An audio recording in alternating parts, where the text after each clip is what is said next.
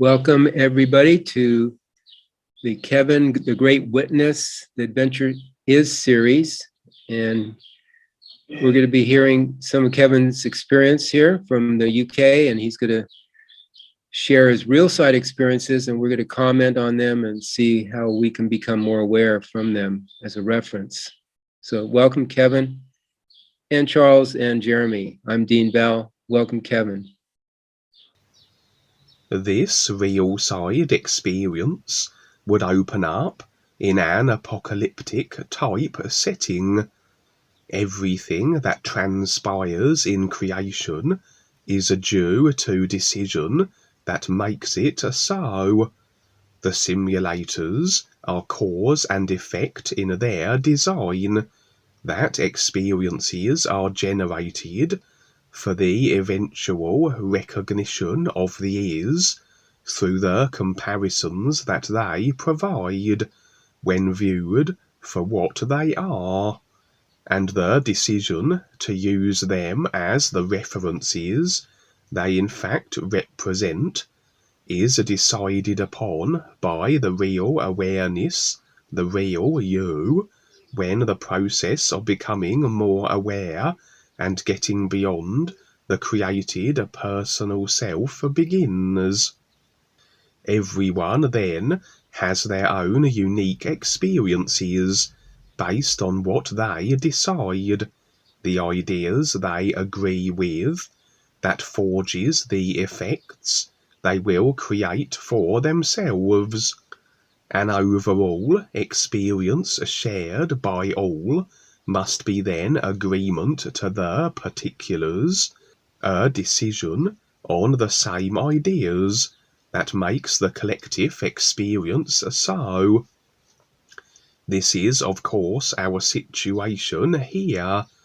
The fear-based controlling rep systems have garnered agreement for their endeavours through whatever means necessary that the overall experience shared by controllers and the controlled alike is according to the dark forces' idea design.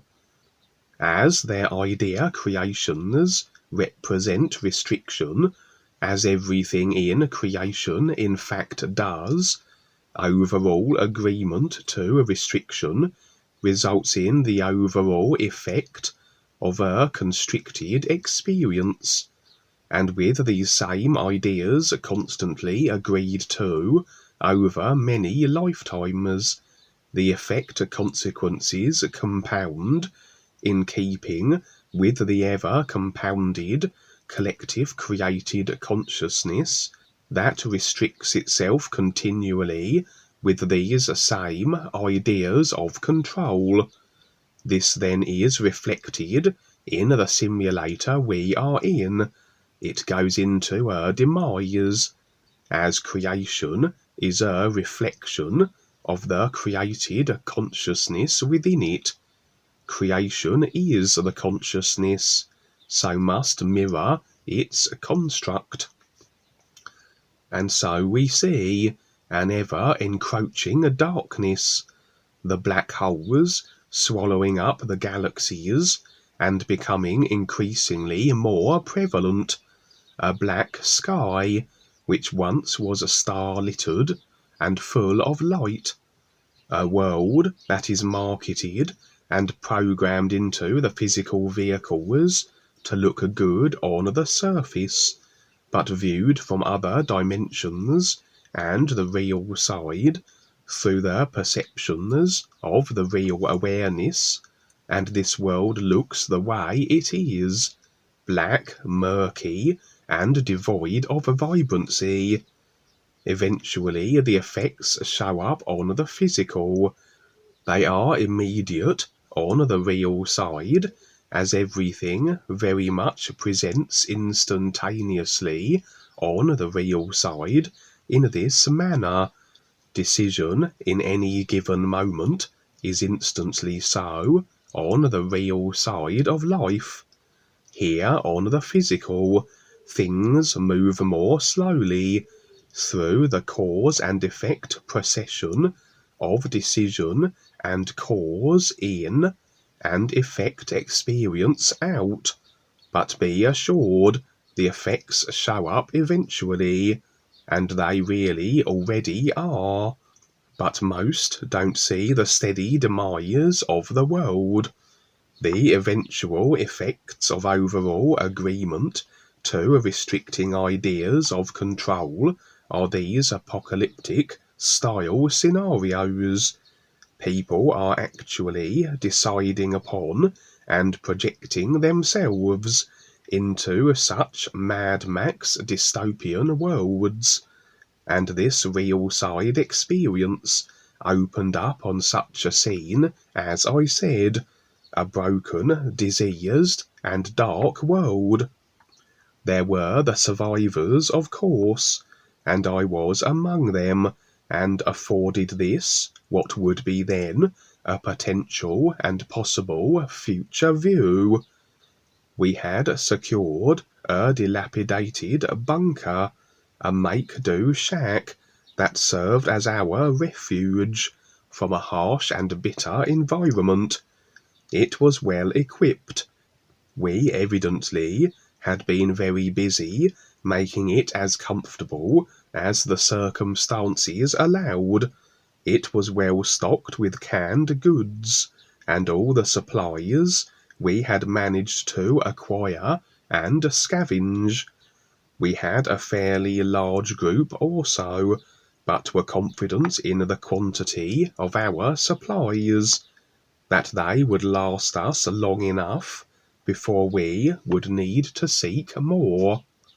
But then there was a loud pounding on our ramshackle door.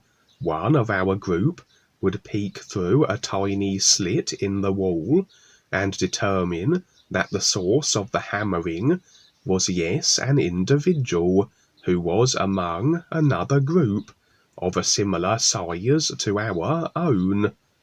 We determined their intent was not malign. They were not here to fight or steal what we had, although I'm sure this was a constant in such a world as this, the squabbling and killing over what remained. This group were desperate. They sought to simply join our number that they might prolong their lives and continue their survival. We would discuss swiftly the situation. At first many of our number reluctant to afford this desperate group assistance. Yes, we had a fair quantity of supplies, but obviously it would be stretched more so were it required to be shared with more, and this group, in addition to ours, would effectively double the overall size of survivors. Outside, it was also beginning to rain. The rain became then a hailstorm, the hailstones the size of footballs. The weather here was very severe, not just in the size of the hail, which would of course not be very agreeable, but that there was a toxicity to it also, a kind of tainted affliction in the very elements that ensured any bad weather was hazardous to the body, something along the lines of an acid rain, or some variety of nuclear component. Based on this sudden change in the weather, this would decide us and settle the debate, and we would allow them access and to join our number. They shambled in, grateful for an assistance that I imagine was hard to come by in such desperate and everyone for themselves times such as these. There would be much mistrust among everyone who existed in such a world, I'm sure. Their group assimilated very nicely into our own, and initially there was little issue, altercation, or abrasiveness, but among the new group was an individual that I could identify from the physical level, deceased now, but an individual by the name of L. Ron Hubbard. He was an author of many books back in the 50s. He was also a pupil of the Satanist Aleister Crowley and a practicing black magician in his own right. He had also invented the controlling and restricting system known as Scientology, another creation and idea that, if aligned and agreed with, will keep you in creation, as all created ideas, spiritual paths, religions, and teachings will, if they do not reference the true reality or are backed by the is and the real guides. L. Ron Hubbard would begin to curry favour from the overall group, to glean agreement to his position as an overall leader with his compelling, pretty political style speeches that he would continually present us all with. As he spoke, he would reveal large pointed fangs, very much like that of a serpent, and as he would engage the crowd and spout his rhetoric, he would even shower saliva over the ever-growing in interest and engaged group of survivors, projecting saliva almost like venom from a spitting cobra. I could see that the control he was garnering was not favourable for the group's survival. His intent inclined toward the malign, an insincere individual, a mini-dictator in the making, completely self-serving and self-absorbed. So I would challenge this individual in an attempt to derail his escalating control and hold over our group. This did not sit favourably with him, as he would bring his black magics to bear and assail me. I would meet him head-on, utilising my own abilities and psychic powers, and we would clash. The battle long and drawn out, but ultimately he was defeated. We might well address the fact that we can defend ourselves if attacked, as this is our right. The real awareness will and can bring to bear the necessary means by which we can survive during our real side adventures and explorations, and we become more adept at this as our awareness increases. Awareness equates to a better handling of ourselves and all of creation as it becomes more so, and the personal self is more inclined and comfortable to pass the reins over to the real awareness. The personal self interjects less and is assured that the real awareness is better equipped to deal with anything, as the real you oversees all of creation and accesses whatever of it is required for any given eventuality.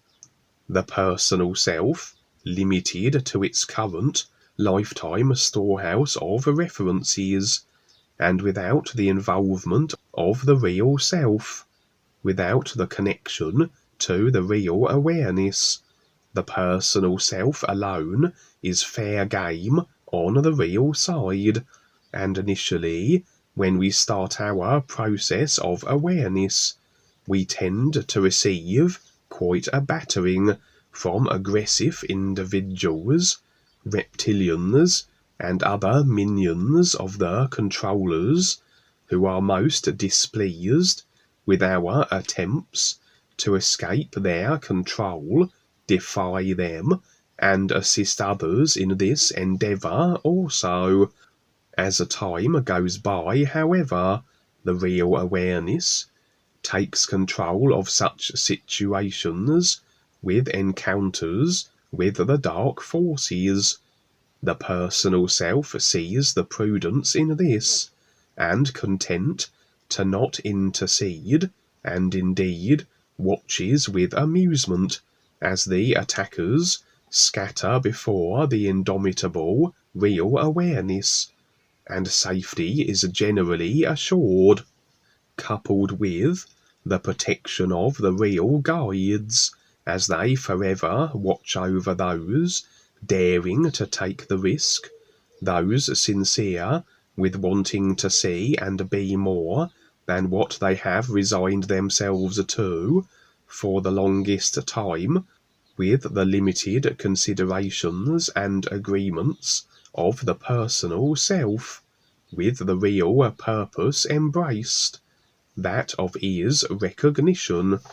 And we can choose to completely move into our real awareness as we become better able to do so, as we recognize how to step more so from the limited personal self and into the isness reality of the real awareness that is aside from creation, beyond cause and effect, where no effects are created, that adverse situations and individuals can feature in.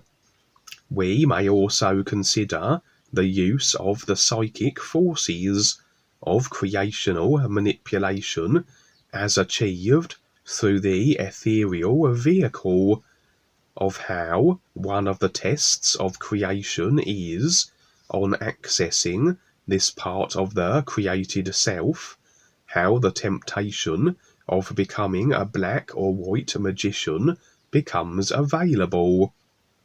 And yet, in keeping with the polarity snares of the simulators, in that the matrix of opposites, good, bad, right, wrong, etc., are all still created ideas and considerations, and regardless of how they seem to the personal self, the effects will follow, and an adherence to any idea incorporated and decided upon, any action taken that falls on either side of this polarity, will result in more unconscious future lifetimes as we become the effects, such as Jesus, for example, and his unnecessary psychic manipulations, whereas he was only required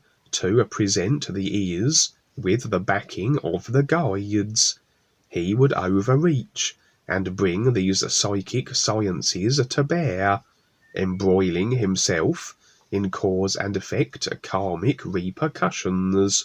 The only time such abilities do not get us into a karmic bother is if our actions are in alignment with the real intent of is recognition, that we are sincere and pure in our actions, that our actions are a benefit for the whole of life, that they assist others and ourselves in becoming more aware, or that we use our abilities where necessary to defend ourselves as the dark forces encroach on our experience. Many times individuals are persuaded to join the dark forces when accessing these psychic science, ethereal capabilities, and their talents utilized for the continued control systems of the Kalorm god, or they may well take the stance of the opposing force, the white magician, and consider themselves to be noble and good in their opposition. But either choice is a decision to remain in creation, as absent of the connection to the real awareness, the guides, and the ears, with the real intent recognized and embraced, the individual has subjected themselves to further effect experiences to be played out, and projections into future lifetimes inevitable.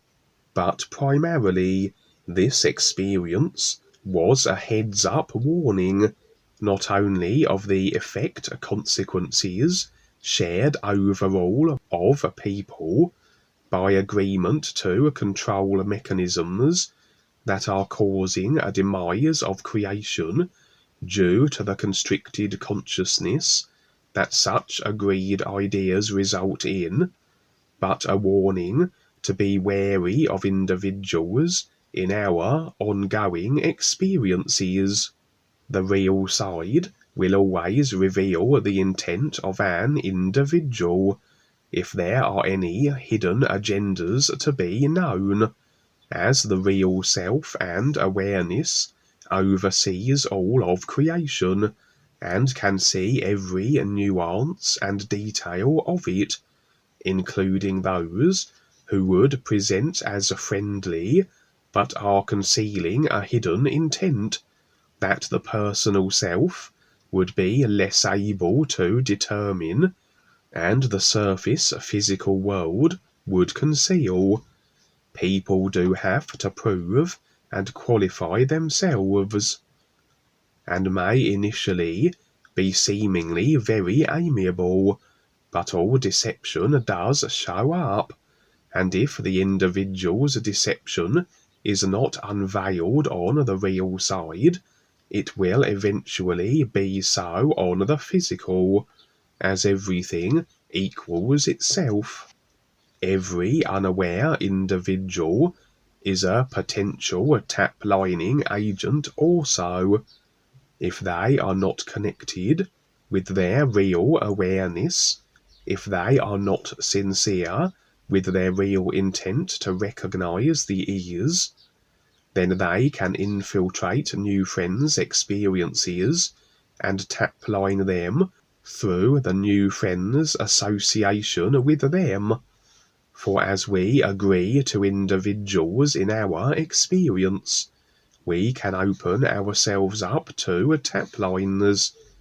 If such individuals happen to have hidden agendas, they may not even realize they are unwitting pawns and spies for the dark forces, as lacking awareness, they would not see how they are puppets and eyes for the reptilians, and become tap-lining agents effectively, as the reptilians can tap-line you from the astral, via such individuals that we allow into our experience, through our association and agreement acceptance of them. This experience revealed what is probably a constant in the cycles of creational experience, that of an event of such magnitude, an apocalyptic scenario that would be construed as a reset, in whatever agreed upon manner this might take place, and that everything repeats and re-establishes in cycles. From the ashes of a reset, things will rebuild, but throughout the creational endless cycles are the ever-present villains, those that choose to control others and garner their agreement to their positions of control. For resets of this type will take everybody down with it, regardless of if you are one of the villainous instigators, or the controlled slaves that agreed to the particulars that made such situations come into a cause and effect fruition. There are, of course, scenarios where the controllers are more likely to survive, to have the best underground bunkers. maybe go off a planet, seek refuge, and return to what remains of the devastated planet and pick up where they left off, or in the case of a complete reset, a tumultuous extinction event that takes everyone with it, controller and controlled alike, the ultimate example being a simulator implosion, the final effect culmination of continued agreement to restriction. Regardless of the severity of any reset, be it an absolute with a simulator reset, or on a lesser scale that of a planetary reset, always the individuals that choose to be the controllers will emerge. Such attitudes are maintained from lifetime to lifetime, from civilization, or what passes as one, to resets, and even from a complete simulator implosion to a simulator reconstitution, and with everything starting over.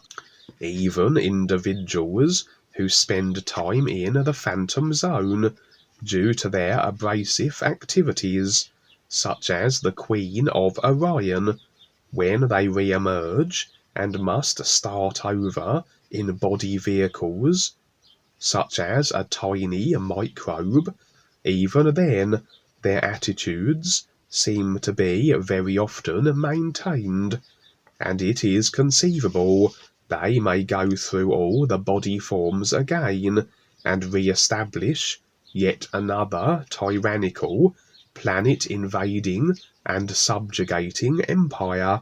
So this experience would highlight this very notion that during an apocalyptic event and reset, from the bones and ashes of what remained would emerge the survivors, and among the survivors always there are individuals of a controlling and dominating inclination, and everyone's circumstances, we must remember, is by their agreements that it be so, and that the enslaved are perhaps unconscious of how decision to cause and effect experience works doesn't negate the mechanics of the simulators. We see how those with the inclination to control will once again establish themselves as an authority. How it was revealed in this experience that L. Ron Hubbard began to garner agreement to his position. Such individuals must begin by presenting as though their position would be beneficial. The marketing ploy begins in its rudimentary infancy, but as much as they are inclined to be controlling, the vast majority are inclined to be controlled. After all, most people spend lifetime after lifetime cowering at the controller's feet. The fear embedded in their created consciousness, assuring that they will slip back into the decided role as a slave, acquiesce and agree to whatever are the idea dictates of the controlling systems of the day. So really, an emerging tyrant has rather an easy time of it. He wouldn't need to be that convincing, as the majority are already primed through the construction of their subconsciously programmed personal selves to adhere and agree to anyone who presents as a comfort zone controller type, to surrender responsibility of their experience over to another, a feel-good, comfortable situation for their personal selves, and accepting restriction through the fear of the consequences of not doing so, the underlying, uneasy, unconscious stirrings from the causal memory body, ever present, even if not recognized, of being tortured and killed for not obeying in previous lifetimes, very instrumental in the reigniting of their decision to acquiesce and agree once again. And if these decided upon attitudes and considerations are maintained across lifetimes, across resets, and even across simulator implosions and recalibrations, if people stay with their personal selves and attitudes, then we always will have the agreeing slaves and the emerging slave masters, as this dynamic will repeat itself across the endlessness of creational experience. But then we can still view this objectively as experience for the personal self, regardless of Golden Age utopias or final cataclysmic reset end times.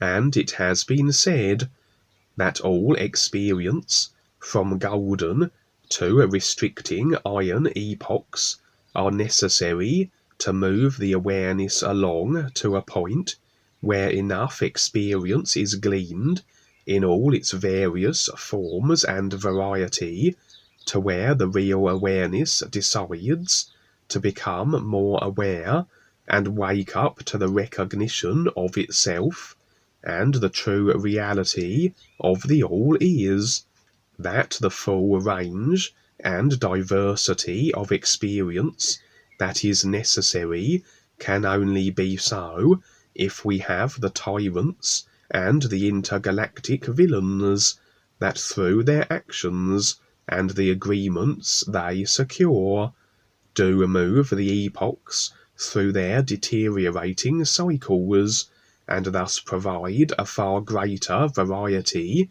of experience. For if we all sat in a golden age, the experience would be rather limited.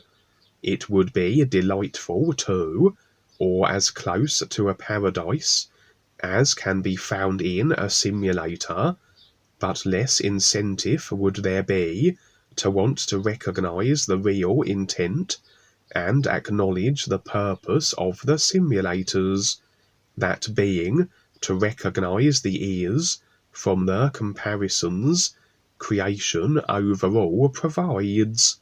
Nothing like a little upheaval and harsh circumstance to incentivize the individual to want to extricate themselves from positions which become unsavory, although there must surely come a point where destroying worlds and simulations that are the training grounds for all to recognize the is through makes little sense. Always is then the opportunity for all, villain and agreeable slave alike, to decide something different, to assume new positions in creation, and then universal positioning with the is, a position that is here and now in creation, but requires the recognition for the assumption of it, by taking the risk and accepting the opportunity to become more aware, that is provided by the real guides, Dwayne, and the whole of life in this very new nowness moment. You survived the L. Ron Hubbard battle, huh? I was in Scientology for a brief moment, exploring that in the late '60s. I was part of that generation there. I see him as probably hired from the government to create Scientology I noticed there was a lot of the Dianetics that he presented was straight from the CIA handbook on interrogation, counter-interrogation, mind control, that sort of thing.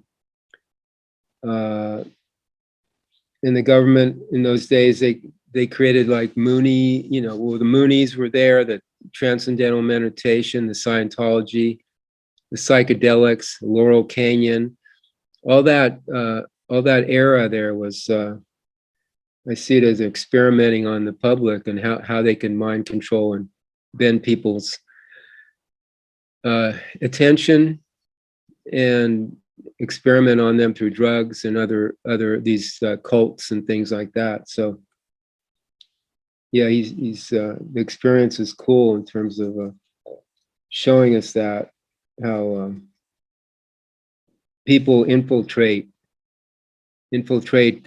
whatever, how things can start off okay, but then there's always somebody that is trying to take control.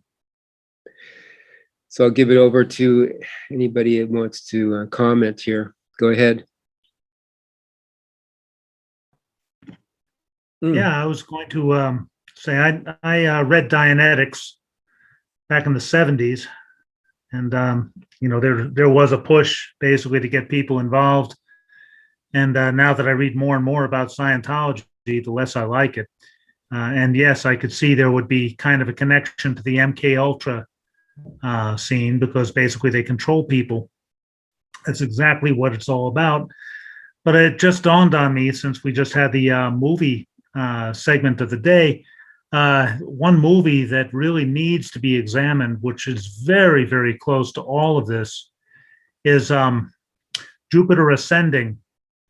If you haven't seen it, it's well worth watching. I was very impressed because it's a Wachowski brothers movie, but very different from The Matrix, even though it has a relationship, you can tell.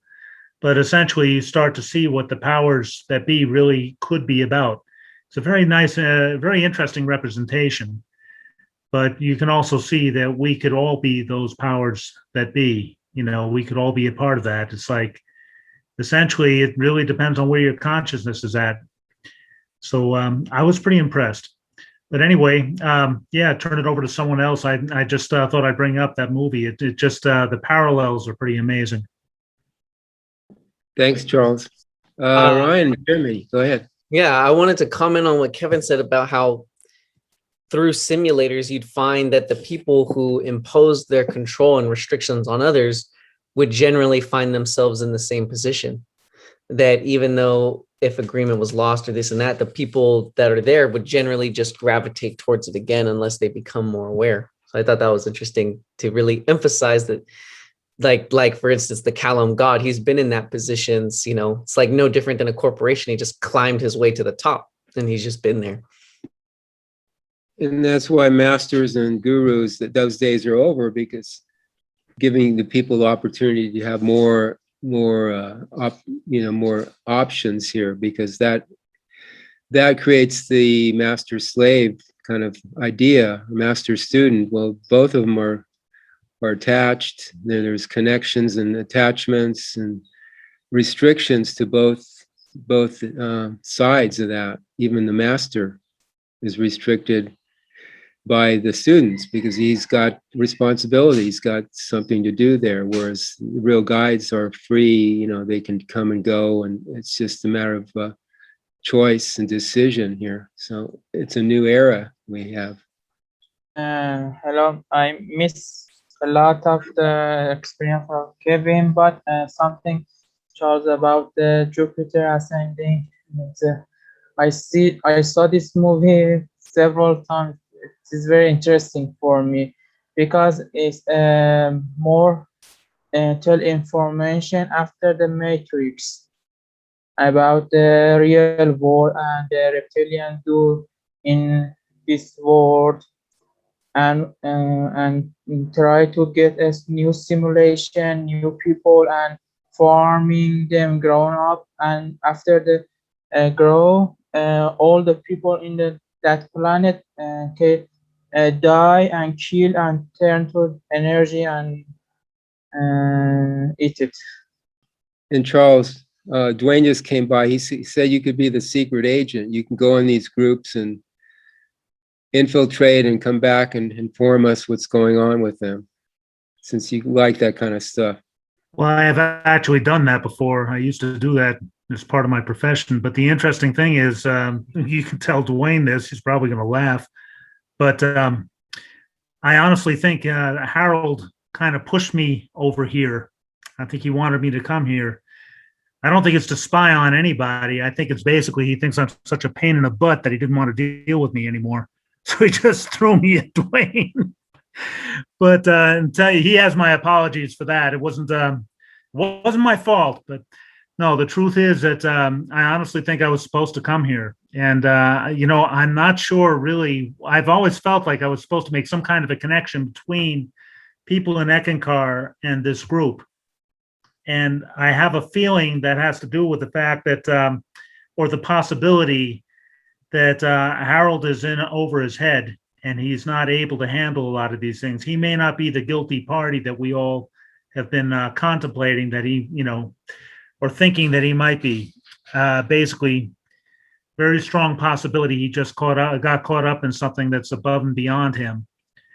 So it's a long story how I feel about it. I'm not going to get into that. But the thing is, I sense that there was kind of a purpose in my coming here. It's and it's comfortable in a sense. I mean, Dwayne's tried to make it comfortable. So, but I do think there has to do something with a connection with Eckankar, and I'm not sure what that is. So, well, it's needed. Out of the 50,000 or so Ekkas, I don't know how many there are. Very few have really seen what Dwayne's doing, and they're still stuck in the old ways there. So there's needed. We need somebody to kind of communicate with them, or we don't. But it's an adventure. Yeah, I know my wife that you talked to, my former wife. She's been around in these Skype groups here, and she's listened to Dwayne. But she's still part of the membership, and as well as other groups that she goes to. So apparently Eckankar is not fulfilling her needs because she goes out and explores other groups too. So yeah, you could be the bridge here. You could be a bridge. Or a bridge. I just yeah. Well, we'll see. Mm-hmm. We will see. Go ahead, Kevin. Experience 2.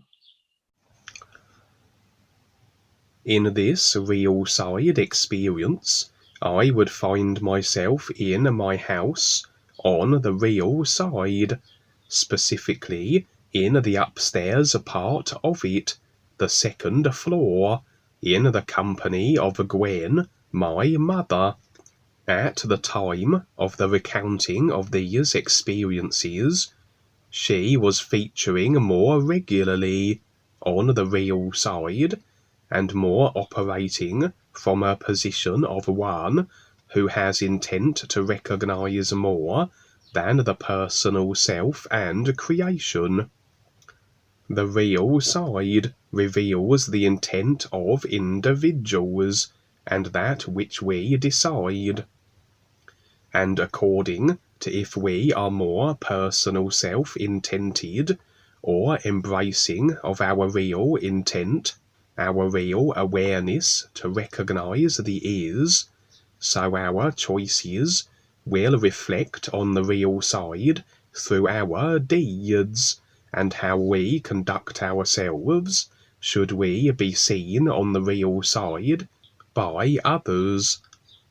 Those deciding to remain unconscious and creationally bound will tend not to feature so much in the real side experiences of those deciding to become more aware, as a diverging of intent must surely result in very separate journeys, where experience will not align so readily. But it is always agreements and attachments that can perpetuate the continued presence of the unaware in the experiences of those on their ears recognitional journeys. as the deciders of our experience, and who can feature in them, it is us who are allowing access of others into our real side and physical level experiences, and those we do allow into our experiences through the attachments and agreements we maintain, if those people are of a personal self and creational inclination only, they will very much present as disruptors, and indeed taplining agents, the influence operating through all who immerse their awareness with the personal self only, and play such individuals like puppets, and also, unbeknownst to the personal self immersed unaware individual,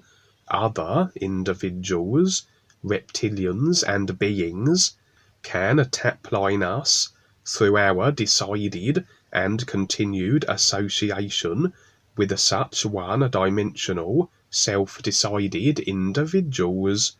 But these unwitting tapline agents will be very apparent as to where their intent lies. They will very much reveal themselves, as through our real awareness overview, we can see the entirety of creation and all ideas that make up the consciousness that effects its construction, including the ideas that incorporate the overall personal self idea of those we encounter on the real side. We literally read them like a book of ideas, and all intent, agendas, thoughts and emotions are laid bare. And as I said, Gwen was back then more inclined toward becoming more aware, her actions on the real side very much revealing this real intent, but a real intent that has since been abandoned, and in more recent times, when she features in my real side experiences, through my agreement that allows this to be so, she very much presents as an individual devoid of any recognitional interest. In regards to our recreated houses on the real side, these very much represent the personal created consciousness self, and as such, we would expect to find these houses to be very vast, as they contain everything the created consciousness comprises of, the tapline agreements and attachments. The majority of these taplines, which most will be unconscious of, as the greater part of the created consciousness is its subconscious, where most of the taplines we have forged through our millions of lifetimes are retained. As such, these subconscious taplines will be stored in areas of the house, such as the attic, the basement, anywhere that construes as storage space, but that which are generally not the living areas. The living areas represent that which we are conscious of. The ground or first floor tends to represent the personal self more so, with the second floor representing the real side of the individual. Consequently, any activity on the first floor is that which involves the personal self, what it is conscious of, and the conscious agreements it is extending to others, that would be represented as us finding such individuals in this part of our real side recreated homes. On the second floor, this would represent more the real side of the individual, the parts of the personal self most are unconscious of, and including the real awareness also. Consequently, we can have activity then taking place on the second floor that the personal self may not necessarily be aware of, and that we may then be shown as to the particulars of what may be impacting us adversely from the unseen levels of our multi-dimensional created selves. For indeed, all physical body illness originates from the unseen levels of life.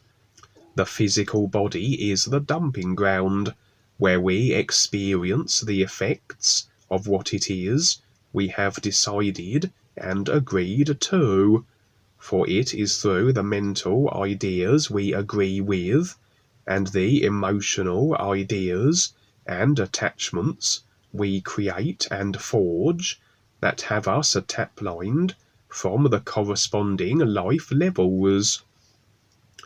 With most people being astral-physical, the emotional attachments result in a tap-lining from the astral, and as pretty much everything created has stemmed from the reptilians at this time, and therefore pretty much all creational agreements connect in with the reptilians, and as the reptilians have developed a means of energy draining via the tap lines, as they can't generate this for themselves due to their distorted body types, this tap line energy usurping results eventually in cancers and death, and so very often we are shown on the real side agreements and attachments that are allowing the presence of reptilians, entities, demons, or creatures to tap-line us, or that are causing us harm from the astral or other dimensions that, if allowed to continue, will result in illnesses experienced on the physical, and on occasion this we will be shown, as the tap-lining individuals in question featuring on the second floor of our recreated houses, the houses that represent the personal self on the real side, and by their actions on the second floors of our houses will it be rather apparent as to their intentions. And so, here would be Gwen and I on the second floor of my recreated house, and present also were these very curious creatures that were manifesting in each of our respective bedrooms. In both situations, they were coming through the ceiling of the house, indicating how agreement was allowing them access into the experience of the personal self, as though sneaking through tentative agreement cracks that allowed them to feature, but on the unseen levels of the personal self. So perhaps some kind of creatures attacking us through the astral, mental, or ethereal parts of ourselves.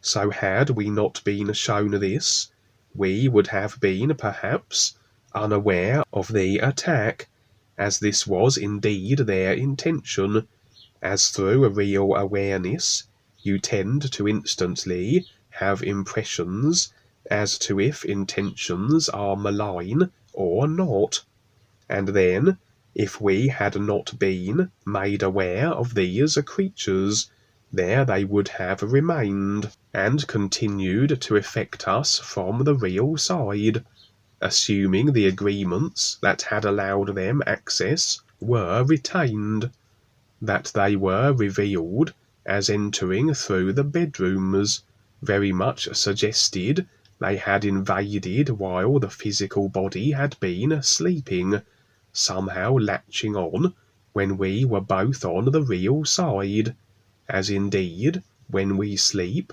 our awareness moves beyond the physical vehicle, a vehicle designed to process ideas into simulated physical reality that our awareness resides in and then perceives, and everyone, regardless of deciding to become more aware or not, their awareness departs the physical vehicle when they sleep and explores whatever it is the individual decides, be it the personal self-consciousness extended onto the real side, or beyond it, that the individual can become aware of more than just the created personal self.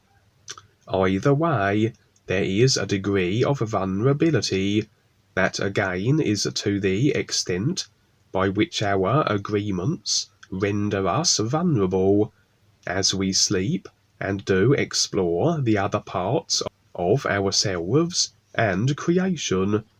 Through becoming more aware, we rather limit the risks, but again, what impacts our experience, and in whatever form that takes, is decision, agreement dependent, regardless of how aware we become. In this case, potentially, if not dealt with, a decision to rid them from our personal selves not made, agreements now identified as having allowed such an attack, but perhaps not released. Maybe these creatures then might have crawled from the upper floor to the ground floor of the house. This would represent these creatures taking over the physical body, as this was my impression as to what these creatures intended. I've seen this on the real side before, where a friend's house had spiders nesting on the ground floor of his house, and indicated how he was possessed by what appeared to be spider entities, his free will control of his body vehicle stolen, or potentially having the body vehicle completely hijacked by such creatures and entities.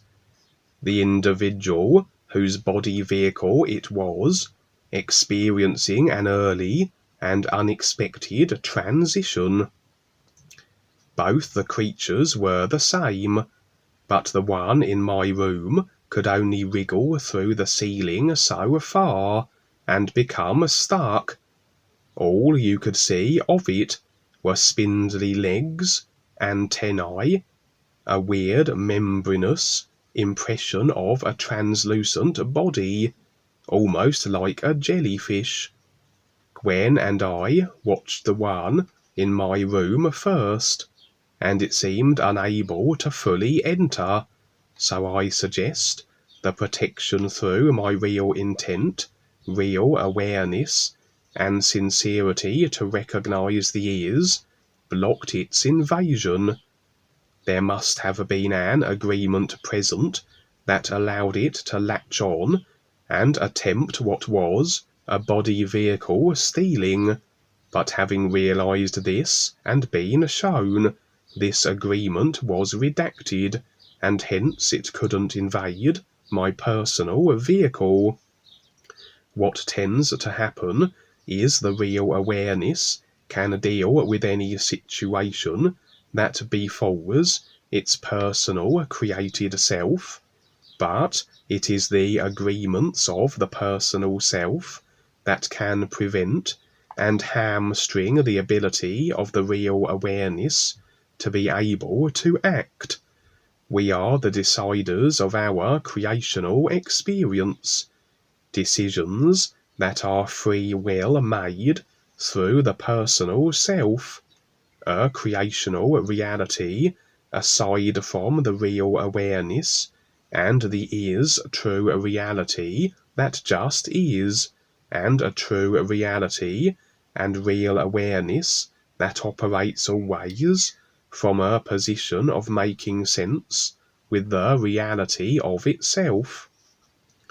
But the real awareness, life, the real guides, this isness reality cannot interfere with the decisions and agreements we make through the personal self.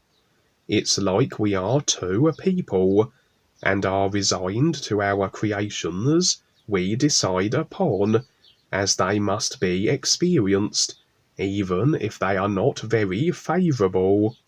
So it's almost as though the real awareness, the real guides and life make the personal self aware of the adverse situations that are so, through the agreements and decisions of the personal self, and then must allow the personal self, that having recognized what's going on, to then remove the agreements that made the unsavory situations so. And only then can the real awareness, the guides and life, deal with the situation, deal with the potential body-snatching jellyfish creatures. In other words, we went then to Gwen's room, and a similar creature was forcing its way through the ceiling. Again, agreement had allowed it access, and removal of the agreement would prevent it now. It would be up to Gwen to decide, and although she clearly didn't want it here, she seemed unable to stop it. In other words, she was reluctant to release the agreement that had allowed this situation, or perhaps lacked awareness to fully recognize what was going on and then make an informed decision based on her understanding of the situation.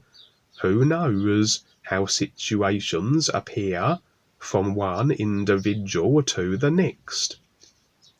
Maybe she saw this invasion very literally, not understanding the cause and effect agreement nature of how all situations take place, perhaps considering herself to just be a random victim of circumstances beyond her control.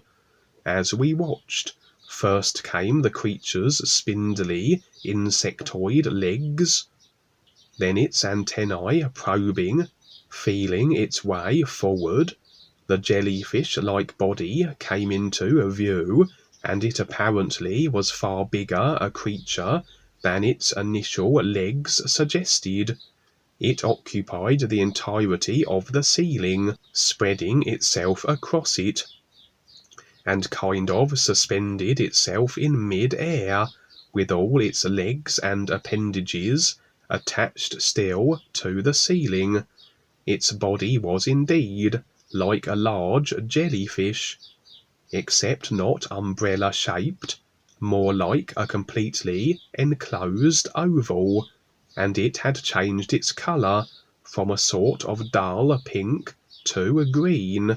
Now it had established itself.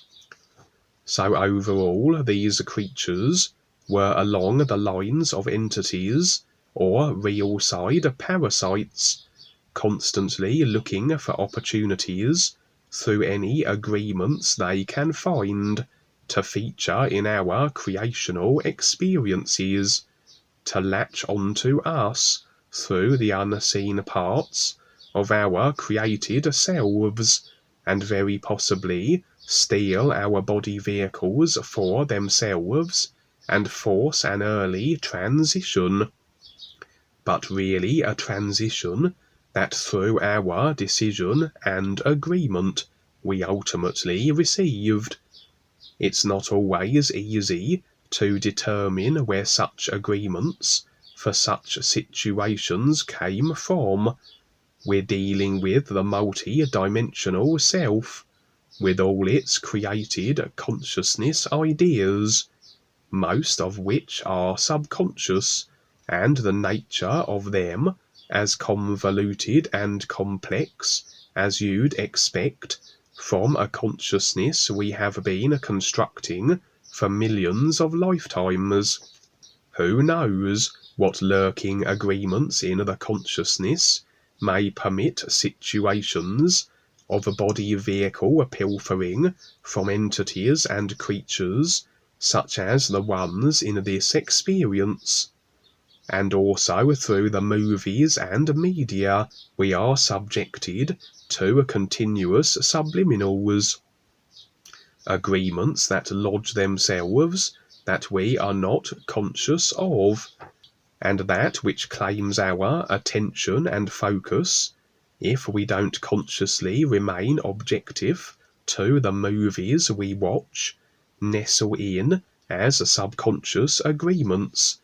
And considering all the array of endless themes presented through the movies, of every scenario imaginable, for the unconscious and unaware, they will have all manner of subliminal agreements incorporated into their consciousness that could facilitate the presence of practically anything that decides to want to feature in their experience. It's as though people have thrown their doors wide open to anything that chooses to enter, and we surely have been presented with more than enough possession-type movies of entities and body-snatching plot lines that there is more than enough potential for such creatures to march straight into the experiences of individuals and steal their body vehicles. Go ahead, everybody. Anybody want to comment? Go ahead. I wanted to ask a question, Kevin. You said the tentacle monster that forced its way through the ceiling was a green and pink color, right? Yeah, it started off a pink color and then it became green. I wonder if that correlates to the type of attachment or agreement that it is, or at least the area that that little creature, whatever it is, dwells in, because pink is usually associated with the astral and green is the physical, if I'm remembering correctly. Yes, perhaps so. I mean, if your experience is overwhelmingly red, or you're drawn to that color in association with the experience you're having, that does represent generally emotional attachment and the astral level. So perhaps it was then therefore an emotional attachment which originally allowed the creature to latch itself on, and then as you say, as it turned green, perhaps it was representing its potential for then actually hijacking the physical level vehicle. So transitioning from the astral through to the physical, perhaps, yes, if it had been successful.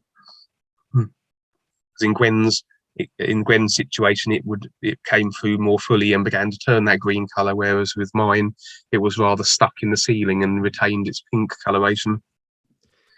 And how did you redact the agreement? What was the process of, or just the recognition of it, or how'd you do it? Well, it's not really something the personal self can really understand as to the mechanics of how that takes place. It's more the situation where you're shown these demonstrations and situations which represent agreements and attachments and potential situations that can stem from those agreements and attachments. And then the idea is then to, having been shown them, to release them. And with me, I tend to find that there's almost like a sense of releasing a tap line. It's hard to explain really, and it may be different from one individual to another. But with me, I feel if I've released the tap line that the experience is demonstrating, I have the sense of it letting go, of it sort of diminishing and just vanishing. And there are some situations where, for whatever reason, I don't release the attachment tap line, and I still feel it's there still. So it may be different from one individual to the next, but that's how I tend to that's how it is with me anyway. I have something specifically for Kevin concerning the congestion that you're experiencing right now. This is actually what I do. The system was given to me really to learn and it comes from the real side, I'm sure. But whenever you get into a position where you're feeling like just a lot of congestion and having a lot of problems, if you can take a short break, you can use the underside of your tongue and push it forward into the upper gum line inside, pushing forward directly, and then roll the eyes downward, directing all the energy, the compressed energy that's in your sinuses and in your head. That will all actually sink down into the navel. What you do is you take 3 fingers from each hand, reach into your navel, and pull the navel down. You can also use your thumbs if you prefer, it doesn't really matter. But the point is to create a connection between the top of your head through the tongue and down into the navel, because there's an acupuncture meridian called the dew channel, which is extremely important to use. It's like once you get all that energy out of your head, for the most part, that'll relieve headaches. It relieves vertigo. It's also a sleeping aid, and it's very important for congestion, because you'll feel the minute you push the tongue forward into the upper gum line, you're going to feel your head expand. Your sinuses are going to expand automatically, and that also opens the channel to draw that energy down, but you have to focus on it. That's what you use the eyes for. If you roll the eyes downward while you're doing that, that basically creates a complete opening where all that energy sinks down. Now, of course, there could be other reasons. You might be having severe allergies, or it may be very dry in your house. You've been doing a lot of reading, so that's all understandable. But the thing is, this does provide relief, and you should know about it also because it's great for headaches. And also when you're feeling imbalanced, like when you might get vertigo, really a great thing to do. At some point, I'm going to be putting out a series of videos, self-care videos, where people can take care of things like that. Now, as far as your discourse was concerned, very interesting.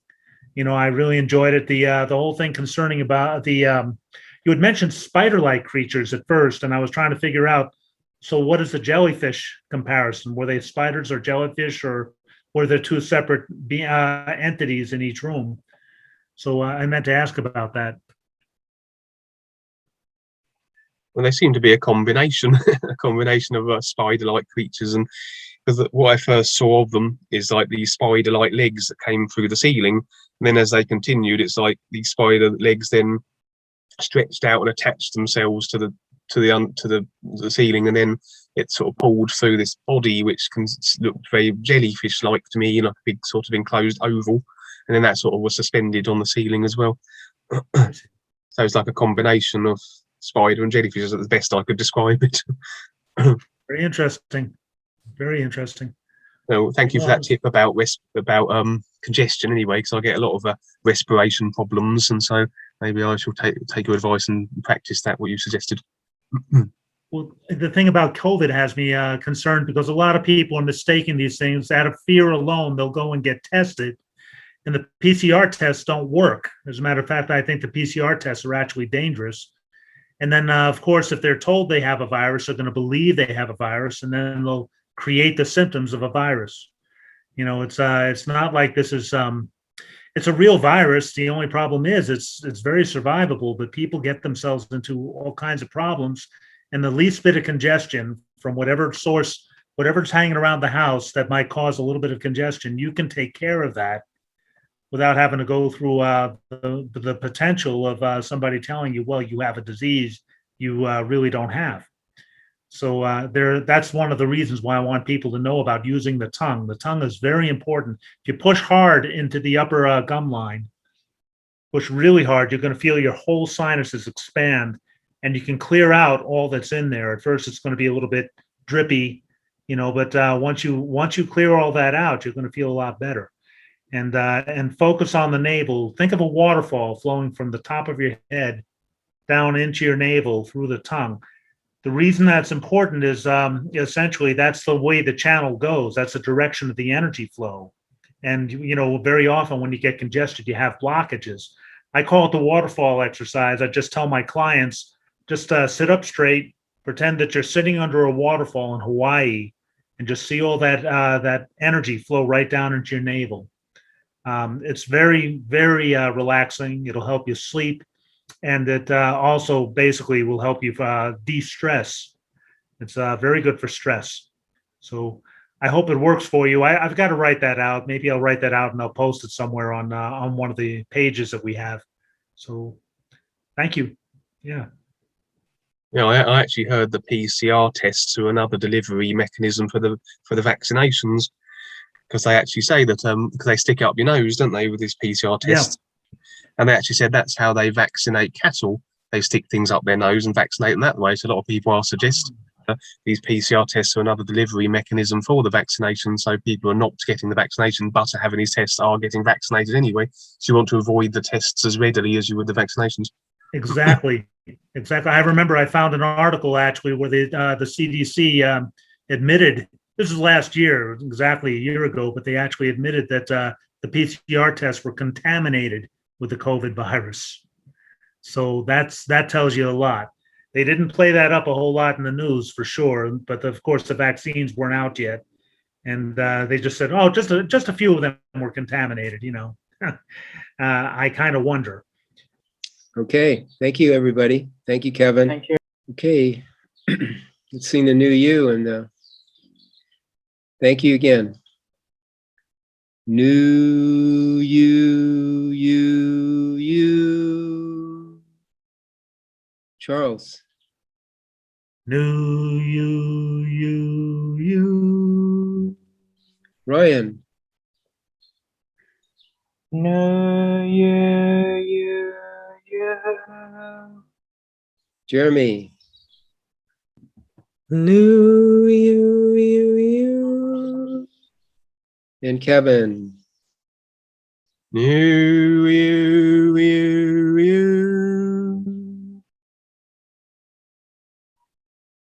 Okay, thank you. See you next week.